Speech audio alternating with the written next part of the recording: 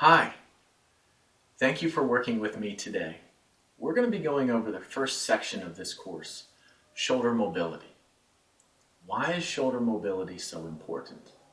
Well, our shoulders can actually move in 22,000 different positions. The reason it can do that is because it's a ball and socket joint. And a ball and socket joint, it can move around in a variety of ways. The downfall, unfortunately, is through our repetitive days that we have, most of us do the same thing most every day. We don't utilize all of those 22,000 different positions. And then what happens over time is we start to lose some of that mobility to go into those positions. And then when we want to go enjoy our leisure time, an activity maybe we did for years, all of a sudden our shoulder starts to crick and pop and bother us. And these are exercises, this exercise in particular, which we're focusing on now for shoulder mobility, to keep that range of motion, to keep it so it feels good, and to make sure it's kind of fun. So we're going to be bringing out our pole. And again, this pole is $4.98. You can buy it in the outdoor tool section of normally any kind of hardware store. Specifically though, I know Home Depot and Lowe's. It's a replacement rake. It's 50 inches high, so it's about 5 feet tall. And we're going to be borrowing this here today. So some of the things to know as we work with the pole. We want to make sure that we're grabbing the ends. And the reason we want to make sure that we're grabbing the ends is because when we work into our shoulder mobility, this movement now, our shoulder mobility with the pole, we're going to want to make sure that our arms are straight. Now, first I'll show you the movement and then we'll break it down. So with my arms straight at either end, my palms are facing down. I have a light grip that's kind of comfortable. I'm not squeezing too hard. I'm not bearing down on it. Just comfortable grip. With my arms straight, I'm going to bring my arms all the way up, just clearing over top of my head, and then all the way back down, as far down as I can actually bring my arms, with my arms straight through my shoulders, and then straight as I come all the way back up and over, as you can see here in the video, just barely clipping my head. Now, that's the reason to keep our arms so separated. Why do we not want to keep them close together? Well, let's try. If I grab a closer grip, let's say shoulder width apart, and again, my palms are down. With my arms straight, if I take it all the way up and over my head, and I try to come back, there's no room in my ball and socket to move any further back. So what do I need to do? Well, that's when with my palms facing down, I need to separate my hands as far to either end as I feel comfortable, and you'll want to play with the distance. As I've worked with many different clients, everyone has a different distance, but what is similar between everyone is you're almost directly at the end. But if you go to come up and you're at the end and you're hitting your noggin, let's bring your hands a little bit closer together so we just clear our head. And that's going to take practice to try to figure out how far apart you need to have your hands. Again, now with our palms facing down and our arms separated, it's really important to make sure that our arms stay straight. When I start to come over my head, if I start to think and feel, oh, let me bring the pole down lower, and I start to bend through my elbow, when I do this, I'm no longer stretching my ball and socket. In particular, the front part of my shoulder. Technical name, the anterior compartment of the shoulder, but who cares about that stuff right now? We're just going to call it the front part of our shoulder and inside the ball and socket. So, with our arms straight, and the reason we want to keep our arms straight is because when we come back and my arms start to bend, then I'm no longer stretching inside of my shoulder capsule. So it's really important that as my arms are straight and relatively at the ends of the pole, and I come all the way over my head, making sure that I clear it, and I come all the way back down as far as I can with my arms straight. Now, when I first started doing this movement, believe me, I could only make it this far. Especially because I've had surgery on my right shoulder twice. I've had a total of 5 surgeries on my right arm. It just wasn't working out very well.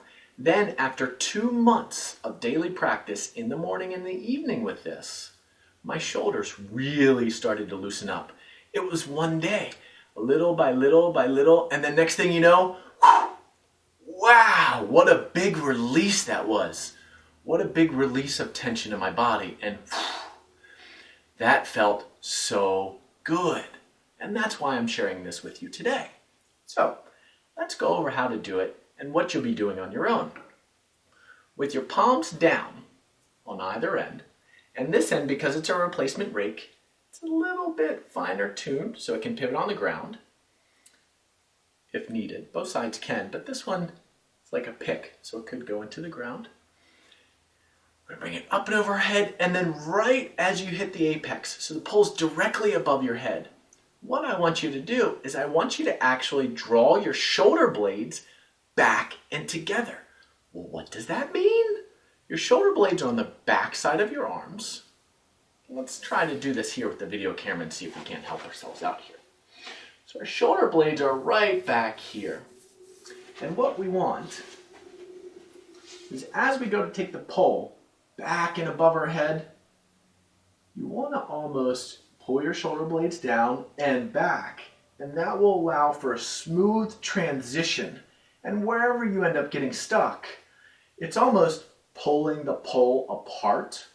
So if I don't pull the pole apart and I just come back, can you see how my shoulders rise? Well, that's because my shoulders need my shoulder blades. So what I'm going to do is I'm going to help my shoulders with my shoulder blades by bringing my shoulders down and slightly back. And I'm going to pin my shoulder blades back and together as I draw this pole all the way down as far as I can go. And remembering to keep my arms straight the whole time. And then as I come up, the same idea, drawing my shoulder blades together, arms straight, and all the way over my head, clearing it until I come back down. So now we need to talk about, because we went over the points of how to do it, how long do you perform this exercise for? Well, that varies. And I'm not one for counting. I'm actually kind of lazy by nature. So I'm going to share with you the lazy way to count and how to make doing this exercise as easy as possible and how my clients have been able to exercise while watching TV. What we'll do is we'll actually perform the movement for time. Because when we perform this movement for time, we no longer have to think. 13, 14, 16, wait, what number was I on?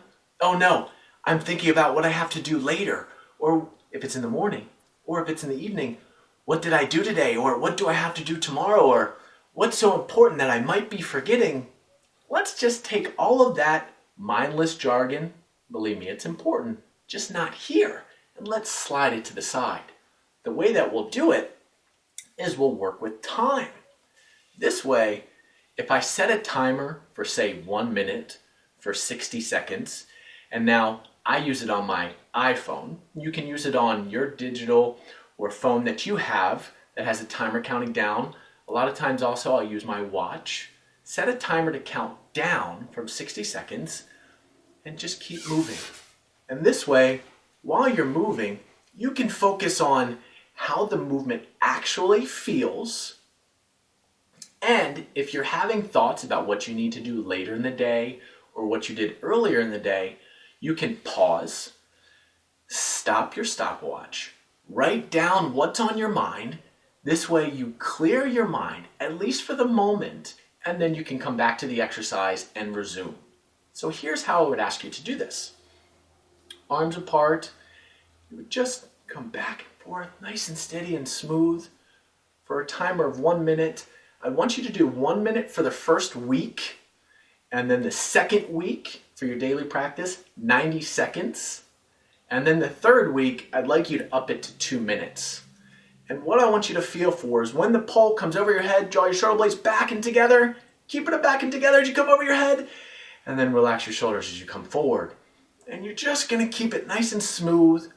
In your feet, you're going to feel a slight change of pressure depending on where the pole is. If the pole's back, shift back.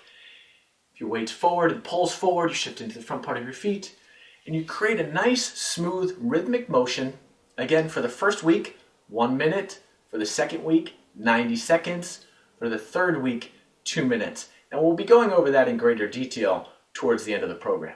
So thank you for joining me for the shoulder mobility portion, and I look forward to seeing you in the next portion where we work with our upper back and our thoracic. Thank you. Have a great day.